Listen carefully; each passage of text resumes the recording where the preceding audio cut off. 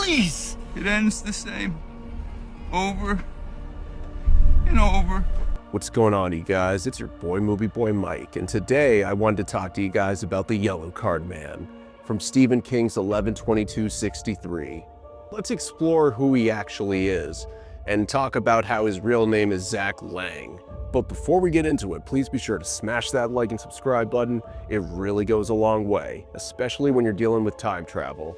Let's get right into it. You shouldn't be here. You hear me?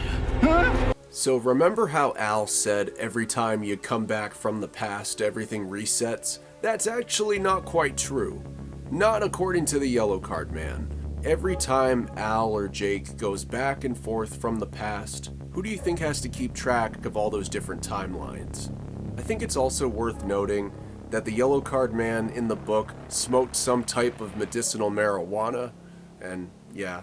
Now, Al buying hamburgers from the 1950s isn't much of a problem for the timeline, according to the Yellow Card Man. But when Jake saved John F. Kennedy, that sparked some huge major changes in the timeline and history as we know it, but more on that later. Al tells Jake that the Yellow Card Man is harmless, also admitting that he doesn't even know who he is, other than the fact that he clearly knows something that Al doesn't.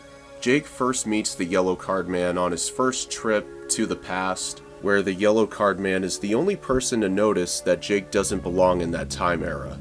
In the show, the Yellow Card Man repeatedly tells Jake, You shouldn't be here. but in the book, the Yellow Card Man approaches Jake relatively intoxicated, and then he asks Jake for money, specifically so he could buy alcohol.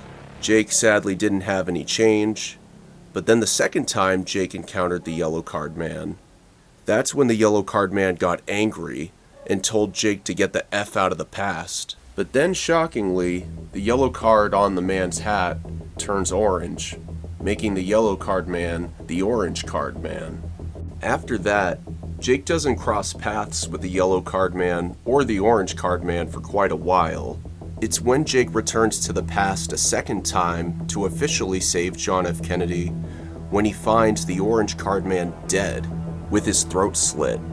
Not to mention the orange card in his hat had turned black, symbolizing his death, along with some terrible changes to the timeline itself.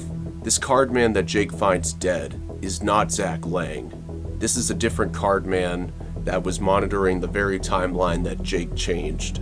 But after Jake saves John F. Kennedy from being assassinated, the Orange Card Man approaches Jake on his way back to the time portal. And it's at their third meeting where the Orange Card Man becomes the Green Card Man. It's here where the Green Card Man tells Jake he destroyed the space-time continuum and history is doomed because of what Jake did.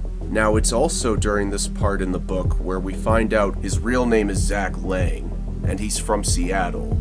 His job is to basically babysit the timeline. Ironically enough, he's not allowed to interfere with Jake. He's not allowed to interfere with anybody who messes with time. The most he can do is give people a warning. It was never the Yellow Card Man who was pushing back against Jake. It was the past that didn't want to be changed that was pushing back against Jake. Every trip Jake and Al make to the past causes the Yellow Card Man tremendous pain. Each trip creates its own string, the Yellow Card Man tells Jake. And when you have enough strings, they get snarled. The Yellow Card Man also told Jake that there's a high suicide rate amongst their kind, due to the strains time travel has on them. He revealed his kind does go through some type of training in monitoring these different realities. When Jake goes back to 2011, not only does he go to a polluted war zone where Hillary Clinton was elected president, but in this new timeline, George Wallace was also president. Not to mention all types of otherworld conflicts began to erupt, all because Jake stopped Lee Harvey Oswald from shooting Kennedy. That is the butterfly effect, and that is everything the Yellow Card Man tried to warn Jake about. The card on the man's hat symbolizes quite the number of different things. Some believe it symbolizes his sanity, others believe it symbolizes the well-being of the timeline. I think it symbolizes both, because the health of the Yellow Card Man depends on the health of the timeline, so In that way, it symbolizes both. To sum it up, the Yellow Card Man and his species basically are gatekeepers to protect the past, despite the limitations they have on being able to interfere with time intruders. In the book, the Yellow Card Man repeatedly asks Jake for money to buy drugs and alcohol. This is likely to cope with being trapped in the year 1958 repeatedly, in addition to helping the Yellow Card Man numb all of his pain that he receives from all the different timelines being forced in his head. As much as Al and Jake were trying to save the world and better the world by saving Kennedy, it's fair to say that Al especially drove the Yellow Card Man insane. Keep in mind, Al tried to save Kennedy several times before Jake actually succeeded in doing so. Not to mention all the different times Al had bought meat from the 1950s, drove the Yellow Card Man insane. That said, the Yellow Card Man really isn't a bad guy. He's just a guy in tremendous pain because Jake and Al keep abusing the time portal for their own gain. For the longest time, Al didn't think that time traveling had any consequences. For the Yellow Card Man and for himself, keep in mind Al ultimately got cancer by traveling in time too many times. The hard lesson through the book, and in any time traveling story for that matter, is that time travel has consequences.